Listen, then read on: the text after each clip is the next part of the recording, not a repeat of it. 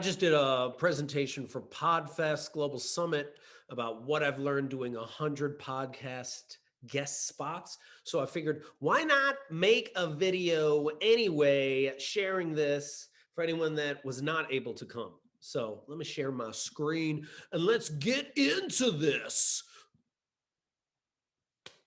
Yo, what's up? Let's do this. What I've learned doing 100 plus podcast guest spots, as I actually did 121. Okay, so super excited about this presentation. That's how excited I am. Cotton candy excited, okay? Why are we here? What do you hope to gain if you're actually watching this, years from now? I'm going to explore best practice of kick-ass podcasts from a guest perspective. I've never run my own podcast, so I'm speaking only as someone that's been on other people's podcasts, okay? I'm going to show you how to learn how to avoid the meh podcast, the average podcast. So many of those out there. Please, can we stop creating that podcast? We have too many of those. And then I want to highlight podcasters that are doing it right. There's a few podcasters doing it right, and we need to celebrate them and emulate what they're doing. And then finally, identify your podcast play style. So if you're a podcaster, let's figure out how you play. How do you create podcasts? Because let's do it your way. Don't try to just do it everyone else's way. To bring your own type of style. One thing I will not talk about is I will not talk about how I got booked for 100 plus podcasts. I'll make a separate video for that. And also you see my email down there. You can email me and I wrote a whole article about it. I'm happy to send that to you. Let's move on. Okay. Who am I? Who is this dude? Right? Yo, I'm Jeff. That's me before the pandemic. Things have changed, as you can tell. All right, I'm positive psychology play speaker and consultant. What does that mean? I actually combine positive psychology and play to help teams at Fortune 500 companies navigate difficult conversations so we can create psychologically safe workspaces. And when I'm not doing that, then I work with entrepreneurs in helping them to rediscover their play so they can make more kick-ass businesses and navigate these crazy times. That's what I do. A lot of my work's been featured in New York Times, Upworthy, Mashable, Humble Brag, and then I was a guest on 121 podcast episodes last year. Basically when quarantine happened around like April, I just committed to doing it. Why did I do it? I like talking to people, and I was like, let me just do a new way of marketing to people. Why not? Let me just figure this out. So I was just like, why don't I just do this until I get bored? Well, I didn't get bored. And then all of a sudden it was up to 100 podcasts. I didn't even realize that I hit that number. So it's dope. Also, I learned a lot of sound bites. I actually was able to write talks from making this. And then the other thing that was super interesting is I just met this random podcast community that I didn't know existed. And then they invited me to PodFest. So sweet. See how this all works out. Okay, that's me now. I'm still very excited. So what is the landscape that podcasters are actually facing right now? 850,000 active podcasts. Yes, I read that correctly. 850,000 active podcasts. Total podcasts, I think it's more like 1.75 million. And there's 30 million episodes for people to download. So why? Why would they listen to your podcast? Why? So you got to figure out how to make it unique. How do you make it your own so that I'm more likely to want to be on your podcast and people are more likely to listen to it? So I'm going to hit a bunch of points here, and then I'll delve deep into each and every one of them. What makes for a kick-ass podcast? Making it personal, connecting personally with that guest, doing the research, actually understanding who they are, bringing the fun, not taking yourself too seriously right now. Going above and beyond, and I'll explain what that actually looks like, but going there, taking the big risk, going big, knowing who you are and staying consistent with who you are. Being grounded in that, and then trusting your intuition and following your flow. So, podcast is like dating. I'd rather go to a bad podcast. I'd love to go to a good podcast, But I'll rather take a bad podcast than a meh one, an average one. There's so many average ones out there. Do we really need another meh podcast? So if you want to know how to address that, don't follow a formula. There is not a correct way to be a podcaster. It's still early in the podcast game. It's only like for only, I guess, 14 years into this. Think about TV. It started in 1950. Look where it is now. So we're still in the early stages. So explore, do it your way. Find your uniqueness. Own your weird. Embrace your nerdiness, but do it your way. Figure that out. Go through the process and find your voice your way. So let's actually get into types of podcasts. You know what I just discovered? Podcasts. So take what resonates from what I'm about to hit on, ignore the rest, because if it doesn't resonate with you, then whatever. We're moving on. So first person. Oh my gosh. Billy Samoa Salibi. One of my most memorable podcast episodes. Why was it one of my most best? Because he actually looked in my Medium articles. I had read in many Medium articles, and he found a letter that my dad wrote to me maybe a year or two before he died. And he read that letter back to me to start our podcast episode. I was about to cry. I was in tears, but he took the risk to go vulnerable. And by him doing that and doing the research and knowing how much I care about my dad, it spoke so much to me that I wanted to show up fully for him. So that was powerful. And then from there, I felt like we connected on such a personal level.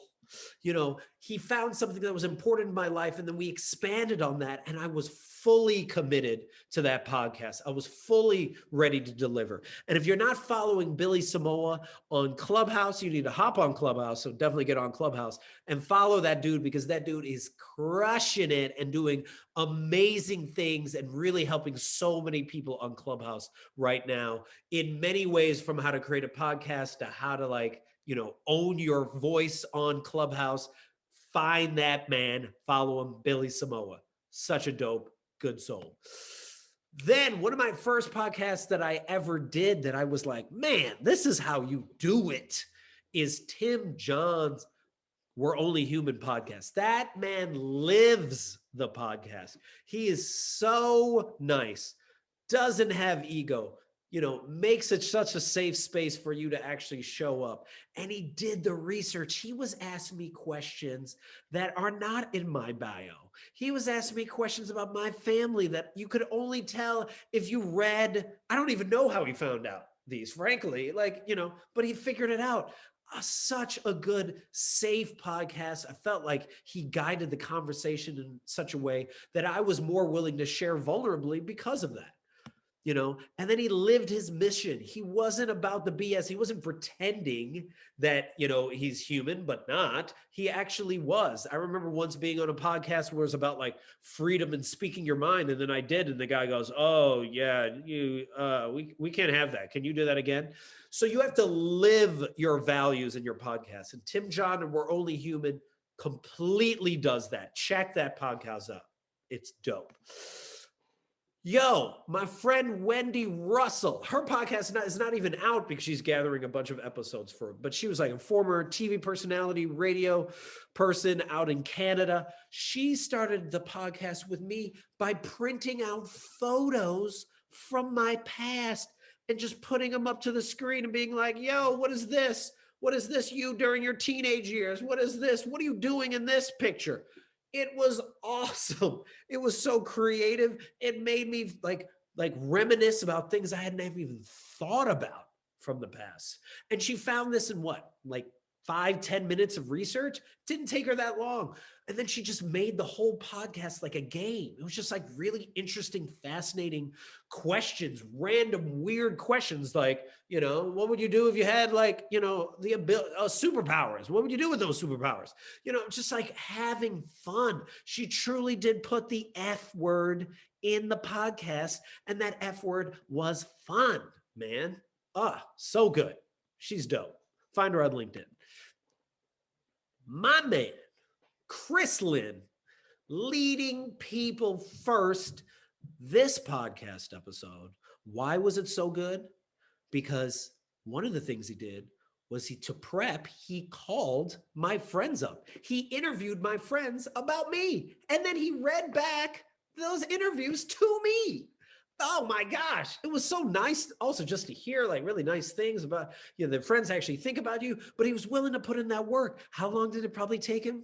Probably not more than 20 to 30 minutes, but he did the work. And because of that, oh my goodness, I was so committed to being in that podcast. Also, he didn't ask me questions that I've been asked before. He had actually listened to multiple other podcast episodes, heard all the questions, all the standard questions that have been asked of me. And he was just like, I'm not going to ask any of those questions. We already know the answer to those. Let's actually delve deeper and explore something that hasn't been, explored before.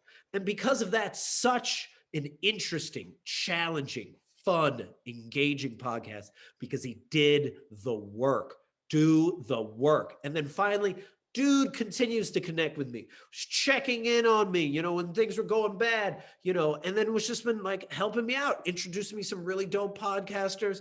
He's now doing this really interesting DEI like workshop every Thursday. It's dope. Find him. He talks about it a lot on his Instagram.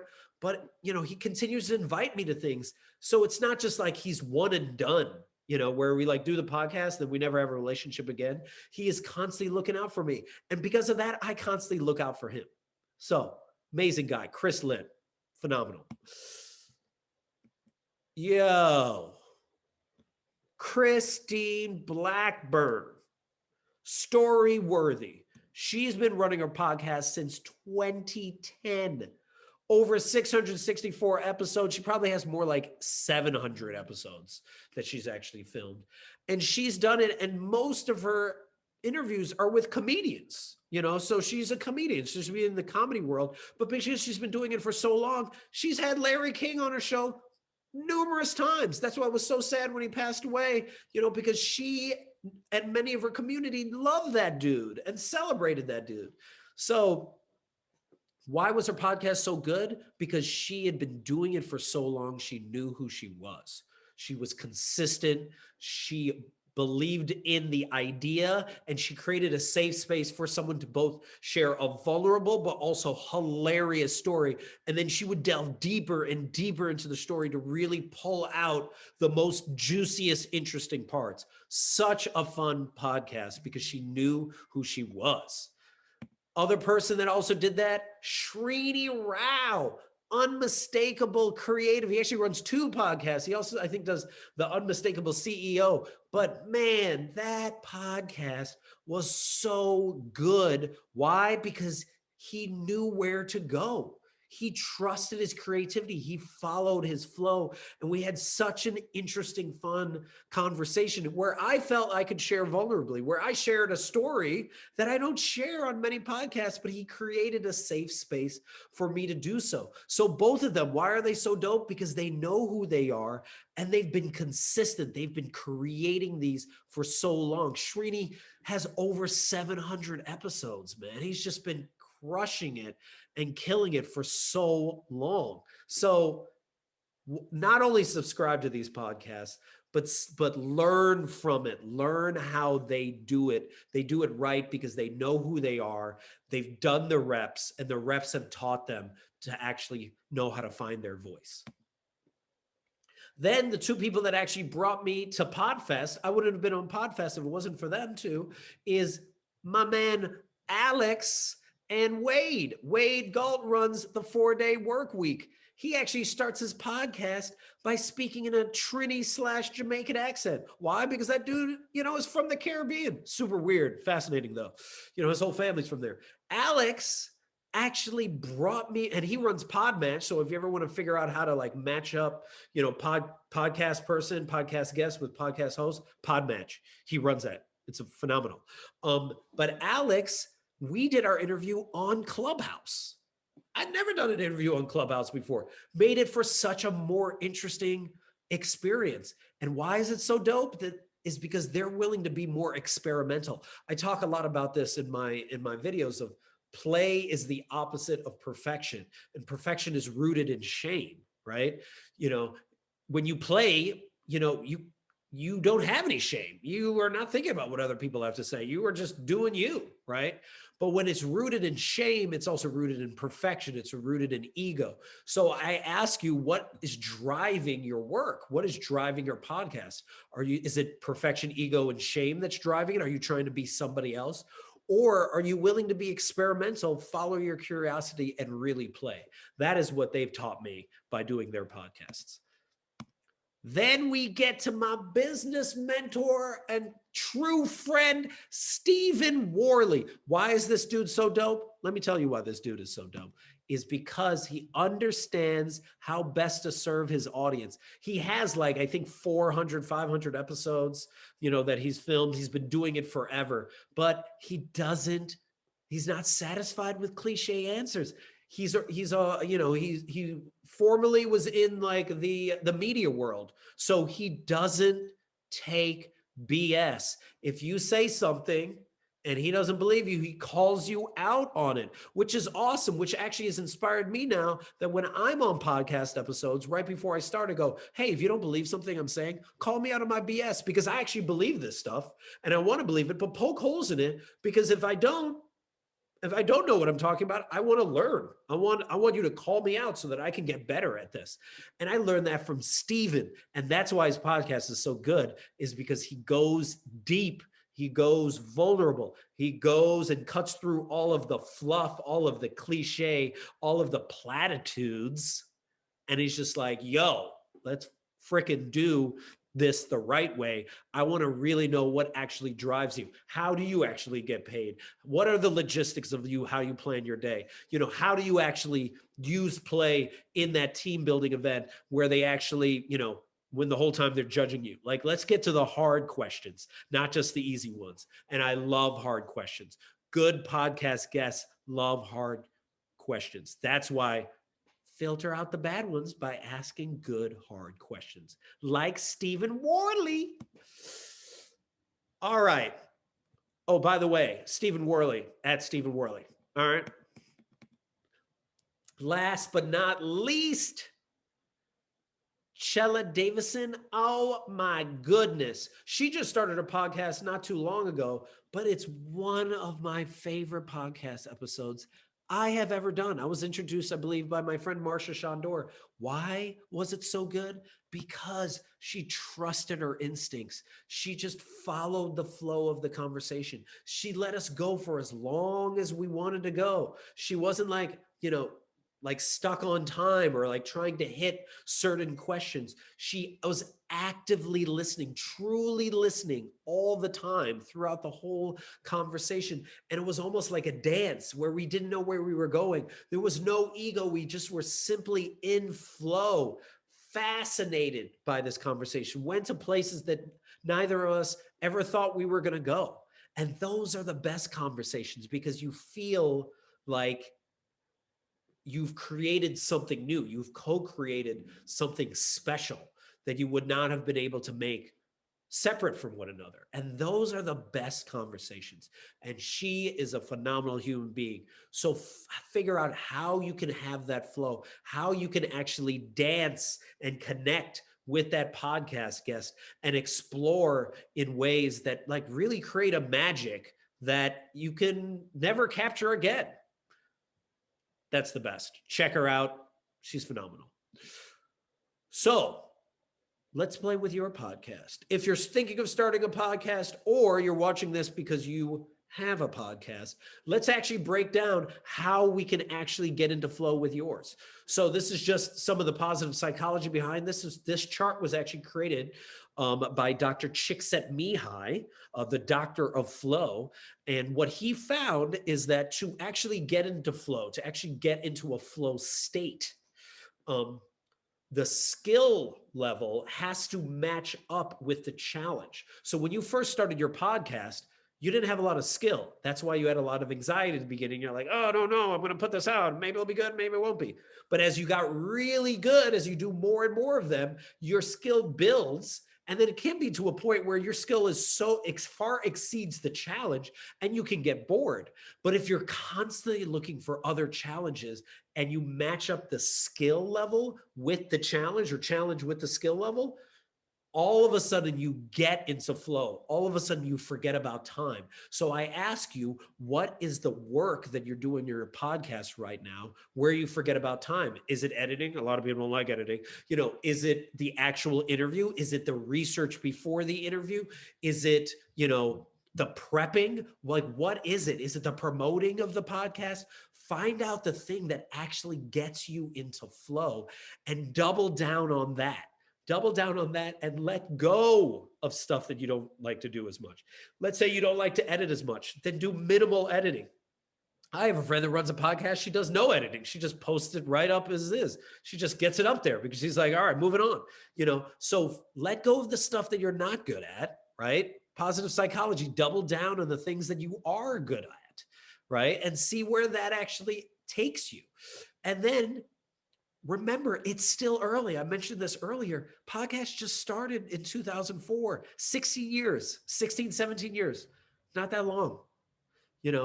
This is still early in the game. So there's a lot of ways in which you can do stuff that doesn't follow any of the rules of earlier podcasts. Just test stuff out, see, experiment, see where that actually takes you. Because if you're emulating everybody else of the 850,000 other active podcasts, you're not going to create anything new. And the whole process of this is to find out your own voice. And the best way to do that is to experiment and take risks. And finally, and this is a really important one, figure out, would you do your podcast even if you knew it would fail? Even if you knew you would never get downloads? Even if you knew that no one would ever hear it, would you do it? Because if you're willing to do that, then ironically enough, it's actually going to succeed more. And I'll tell you, this is from, I learned this from Tarana Burke, who created the Me Too movement. She was running all these workshops in church basements and recreation centers, far before she became popular. And then, she was on stage once and she was like, I know people are taking me to the Emmys and the Oscars, and, give me all this fame and stuff like that. But if you took away all the fame and fortune, I'm still going to do the work. I'd be back in those church basements and those rec centers because I care about the work. I'm here for the work. I'm not here for the fame. I'm not here for the money. I'm here for the work. And when you're operating from that standpoint, you're untouchable. You are so much more successful because frankly, you're like, yo, no one can mess with me because I care about the work more than anything else. And I don't care if I fail because this is me. This is what makes me come alive. And Howard Thurman says that quote, don't ask what the world needs, ask what makes you come alive, because what the world needs is for more people to come alive. So what makes you come alive? Do that, double down on that, and you'll create a phenomenal podcast. So finally, wrapping up, how do you stand out amongst these 850,000 active podcasts? Yo, make it personal. Take that risk like Billy Samoa did with that letter. Take that risk to actually go vulnerable. Even either they're vulnerable or you're vulnerable, but take that risk. Second, do the research to understand who you are interviewing. It doesn't take you that long, 10 to 15 minutes. You can learn a ton. Go to their LinkedIn profile, go to their posts, go down, scroll down to like a year ago, see what they're posting about back then, or go down to their recommendations, who's written recommendations for them. Read those, hop on their Instagram, their Twitter, their YouTube, their TikTok, their Clubhouse. You can find out so much information from people in less than 15 minutes of time leading up to your podcast episode. But do the research, actually understand who they are. And then don't take yourself so seriously. Experiment, play, stop trying to emulate other people. Don't be led by perfection, ego, and shame, but be led by your curiosity and just have fun with this. Why are you creating this in the first place? Right now, many of you are not getting paid to do this. So do it because it's fun. And when it's not fun, stop doing it. But do it because you enjoy it, not because you're trying to get X amount of downloads or you're trying to get fame from this. And then surprise your guests with how far you're willing to go. Chris Lynn called up my friends and interviewed them. Wendy brought up that picture. Surprise your guest with something that you're willing to do to go above and beyond to help them out. And then understand who you are and create consistently from that foundation. Christine Blackburn knows what she's doing with the Story Worthy podcast. She knows she wants to get that vulnerable, hilarious story out of you. Srini Rao knows what value he wants to provide his attendees, for his listeners, right? So he allows for that creative flow to guide his conversation, and he's willing to go deep and create a psychologically safe space so that I can actually share. So trust your instincts. The more reps you do, the more you figure out who you are as a podcaster. So just get the reps in and don't worry about all of the numbers behind that. And finally, from Shayla Davison, trust your instincts, man. Follow your curiosity. Find your flow. Actively listen. Don't just listen for the sake of responding and cut it and going to the next, question on your list. Oh, those are so boring. Such boring podcasts. Instead, actively listen and respond. Treat it like a dance. Treat it like you are going on an adventure together, and you will go to a place that you never thought you would have gone before, and you will create a magic that couldn't be created unless you co-created together. But allow yourself to have that flow and have that vulnerable conversation. And if you do all that, if you experiment, if you follow your curiosity, magic will happen, and you will unleash something that you never thought was possible before. That is it. That's my time. You want more information? rediscoveryourplay.com. I hope I brought you value, and I'm out.